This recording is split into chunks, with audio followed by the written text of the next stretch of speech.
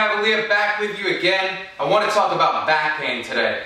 So many people are dealing with back pain.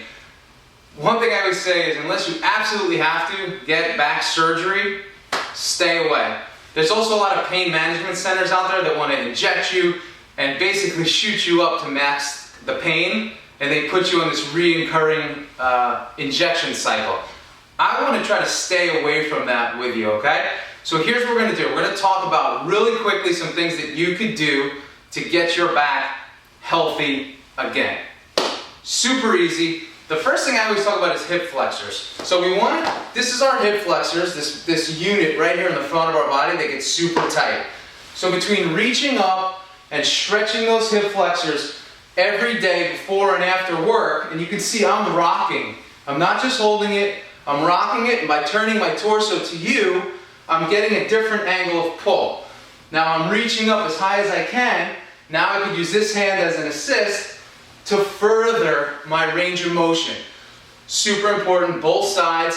You can stay on each side for 1.5 to 2 minutes, and then again later in the day. So you're talking about 4 minutes a day of hip flexor stretching, followed by about 8 hours a day of sitting for most people. So you can see the importance of this. So right after we stretch our hip flexors, what we want to do is we want to lay on our back and get our glutes going, the opposite musculature.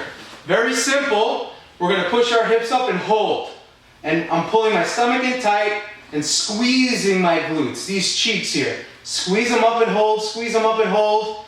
Again, time yourself. Start off with 15 seconds, 30, 45 in a minute to get those glutes working.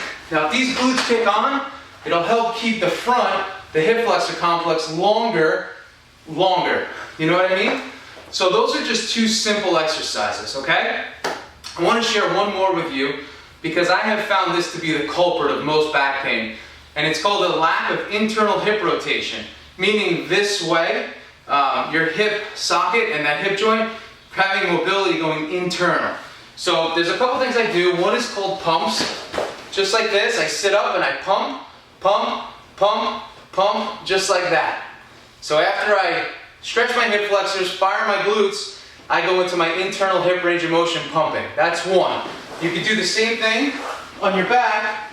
I call these windshield wipers, side to side, side to side, side to side, just like that. And like, if you're me, I just got 3 or 4 lumbar spine cracks as well. So now I feel like my range of motion's improved. So give those 3 a try.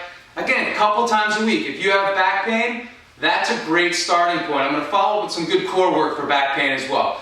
Stay tuned, CAVALEA.com. I'm happy to coach you and show you a better way.